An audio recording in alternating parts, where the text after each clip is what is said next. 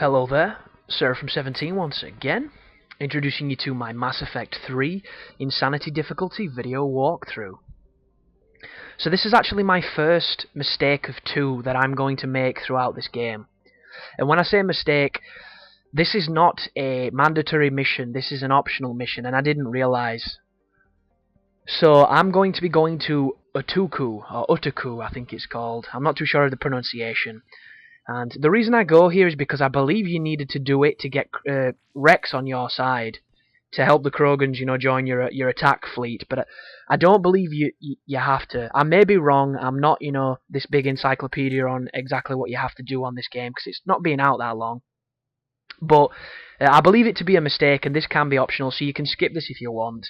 But it'll get you some cool weapons. It'll get you some cool cutscenes. You'll see a semi-new enemy. And you'll meet an old friend, and it's actually a pretty good test, because this is the first part of the game that I would say I thought was difficult. And it's all because there's a Reaper enemy that's going to be introduced on this mission that you're going to be seeing later on in the game, and it's a little bit cheap. And when I say it's a little bit cheap, it's an absolute bastard. And they're not very fair at all, but it's good to take it on early because you can learn to fight it correctly and you can learn to, succeed, and it's what it's all about, kinda. But as I've mentioned, this is the one time that I'm going to be straying from the path. The second time is to do with the Geth, but I think that's a little bit shorter than this, and there's no difficulty involved. This, however, is pretty challenging, so just be warned. And I've just found the M300 Claymore, which is one of the strongest shotguns on the game. The only problem is, in the time it takes to reload the thing, you could have travelled through a mass relay, because it really, really takes its time. But the mechanics that you're going to be facing on this mission, if you choose to do it, it's kind of... This is the alien section of the game, or the alien section is probably more appropriate, because Ripley was cruising around with the flamethrower destroying eggs, and we're going to be doing the exact same thing, because we believe that the Rachni have spread on this planet, and we're investigating exactly what's about to kick off. And the Reapers have, had their hand in this, and everything goes to shit, as you're expecting, but it does get kind of interesting. One thing I will say is the flamethrower is a power weapon on this game, like it was on Mass Effect 2. The power weapons are situational, if you've not noticed. I don't believe you can pick them up when it comes to, keeping them. I don't believe you can carry them on missions with you. You have to find them and use them there. And I don't know how I feel about that, because Mass Effect 2, there was this massive impetus on the importance of these heavy weapons. You picked a heavy weapon, and when shit hit the fan, you used it to solve a problem. You used it to get yourself out of the frying pan. The only problem is, because of the way I played that game, I kind of neglected to use them, so they were almost like a novelty to oh, I might as well use this, I've got it, see what it does, like opening a cracker and see if you're going to get a good prize, and you always get like a shit keyring. It was the same kind of sentiment. And on this game, it almost seems like they've nerfed their power, because there's a couple of the weapons you can pick up that really do seem effective, but some of the other ones, I don't know if it's my aim, the enemies I'm firing them at, or if they're resilient to it, or anything like that, but sometimes they feel like they're a piece of shit, and it's a little bit upsetting. But these spore pods that I'm killing now, you might be wondering why I'm killing them. The reason is, if you go close to them, they will burst, and they let out sometimes a little bug. And this little bug is a little bastard. What it does is, if it gets to you, it kind of blows up. And when it blows up, it will leak its blood on you, and its blood is acid, and its blood will drain your life, and it will continue to drain your life until it kind of fades off a shepherd. And when you're in the middle of a heated battle, those can really, really turn the tide. But this right here, this is one of the hardest fights on the game for me. Because when I first got here, that noob-tubing douchebag at the back, that ballsack on legs that you just saw, which I believe is called a Ravager, that is one of the most frustrating enemies on the game. And the reason this is challenging is you've got that thing lancing you from a distance that can kill you in 1 to 2 hits, depending on how much shield you've got, and then they throw a bunch of husks at you. The husks are dangerous enough when they get close. Combine that with the fact you only have this one piece of cover that I'm using, and it can be a pretty challenging fight. So the strategy I use is I immediately move towards this pillar to put that between me and the Ravager, and then I focus on killing the husks with the flamethrower and all that good stuff.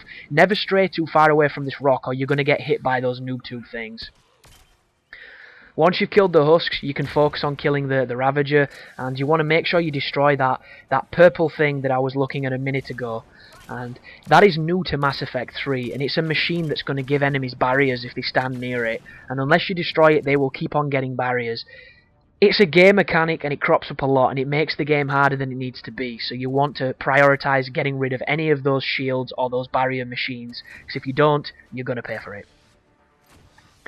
But that was a very, very clean fight, if I do say so myself, so hopefully you'll get a similar result when you take them on, and then all you're going to be doing now is pushing through the caves, killing the bugs on the floor, and moving forward for some more exposition. But the rest of the level's not too bad. It's just a case of this is how you get used to fighting the Ravagers, and once you do, they're not too bad as long as they don't hit you with their main gun. And imagine a triple burst noob tube. The first one takes your shield, the second one kills you. If the second one doesn't kill you, the third one is definitely going to.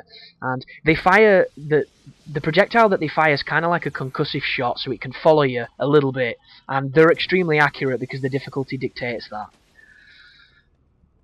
I did find out earlier today though, which is kind of funny. Lummy told me that if you get close to the Ravagers, you can circle strafe them and they can't lock onto you, so if you ever get yourself in a shit situation where you're 5 yards from one of them, it's better to go forward than to go back, because if you try and go back, you will surely die. But it's actually quite interesting how many enemies use that attack, because the Harvesters use it as well. It's almost identical to the projectile that they have. It's a heavy damaging lock-on attack, and it's really cheap. And I don't know how I feel about it, because for the context of the multiplayer it makes sense, because multiplayers are generally pretty punishing, but when it comes to the single player, I don't know how I feel. I really don't. But this is as good a video as any to really talk about what I feel about this game, because I haven't done it yet, and we're 9 videos in. So my history with Mass Effect, I played the first one to death. I love the first one, it's my favourite. The only problem with it, mechanically, Mass Effect 1 is a really, really rough game. It's hard to play and it's hard to go back to because of the improvements that they've made. But I do think that there is a lot of fundamental RPG elements that they utilised in the first game that would have been really nice to embellish upon, that the second one didn't. The second one streamlined it more for a more action appeal, and to make it less on inventory management and more on shoot the dudes in the face. And a lot of people enjoyed that, and a lot of people preferred it, and it did make for a much more streamlined experience. The third one, I think this is a great game, but there are certain elements to it that definitely drag it down for my personal enjoyment, and not everybody's going to be the same. And the closest thing that I could combine this to is the people that liked Dragon Age 1, and then they released Dragon Age 2. And basically what they did is they changed a few elements, they dumbed down a lot of the more complicated things, and they made the main focus on the game a whole lot more on action and on being user-friendly to new people, to new players. They made it as accessible as they possibly can. And this game is the same. They've made the game as accessible for anybody as they could make it. And a lot of people that have invested a lot of time in Mass Effect will probably notice a couple of the holes that this has introduced, but if you're not one of those folk who gets obsessed over things and plays them to a ridiculous amount, you're probably not going to see the little niggles and the nuances that I have a problem with. And when I say I have a problem with them, it doesn't mean that they're necessarily bad, it just means that they're not to my taste, they're not to my flavour. And right then, that grenade was really close to me. I should have probably moved a little bit. I guess I was confident at the time that it wasn't close enough to kill me. But some of the things that I really like, I like Mass Effect. There's just something about playing these games, there's just something great about them. I like the weapons. They've introduced a lot more weapons than they did in the second one. That was one of my major criticisms of Mass Effect 2. There wasn't enough guns. This game seems to have kind of embellished a lot more on that. The armor system, while not as in-depth as the first game, it's back to a certain extent that you can mess about and feel like you can customize Shepard a little bit, and they do have abilities. They're not just cosmetic, so I really like that. it aids to the fact that you can loot, because I'm a big loot fan in games, and Mass Effect 1 there was so much loot, it was ridiculous, and they had so many clunky menus you could never really do much with it, but they stripped it out for the second one, so it's nice for it to be back. I would have just liked it to have a little bit more detail, a little bit more in depth. All the gun stuff and the customization stuff is good. It's something that they've always kind of had, but it does seem to be more focused on this one. I like the sense of scale, but I think it's kind of shallow. Oh, that's that machine you want to kill as soon as the combat starts, by the way, if you didn't see it on the last encounter. Here's another Ravager. Make sure he doesn't hit you with that bullshit or you're in trouble. And, you know, rinse and repeat. Just kick some ass, shoot some people. Job is a good one. As I was saying, though, I like the scale that they achieve. I like it how it's always feeling when you're playing the missions like there's always a Reaper in the distance causing havoc. There's always, you know, this imperative of shit is kicking off. We're almost out of time all the time. But I do think it shoots the game in the foot. And what I mean by this is there's all this importance on, you know, we've lost Earth, the universe is fucked, we need to get these people together and we need to do it quickly. And when this is happening on these missions, when there's these giant Reapers in front of you, you know, causing chaos and it's getting all climatic and you're like, oh my god, we're in the middle of a war, we've got to save the universe. And then you return to the Normandy and start shooting the shit with some random engineer. It kind of contradicts the whole, you know, the whole sense of pace, the whole sense of motion and momentum. So I think that's something that they could have never fully achieved because they start at a flashpoint.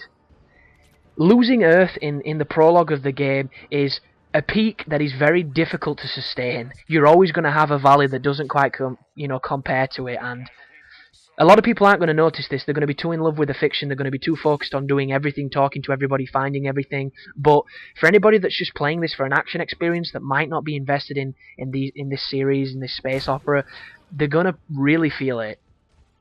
It's going to always feel like, oh, the world's going to end, we've got to stop it from ending. And I've just stood around, 20 minutes talking to EDI about how she can make blooming Joker realise that she likes him, and it's it's kind of strange, and I know it sounds nitpicky, and I don't mean it that way, it's just an observation, but it's kind of weird.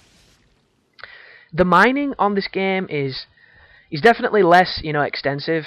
It's not as intrusive as it was in the past one, but I might be a part of the 1% when I say I liked the mining on Mass Effect 2, as monotonous as it was. There was just something about scanning planets that I enjoyed. It wasn't the most, important minigame or enjoyable, but it was enough, and I got through it. I really did.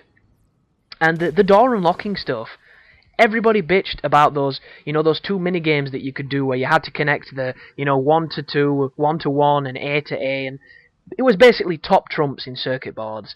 Everybody complained about those. I didn't mind. I kind of enjoyed them. They didn't bother me at all. And it's just the little things that broke up the combat that seems to be absent in this game.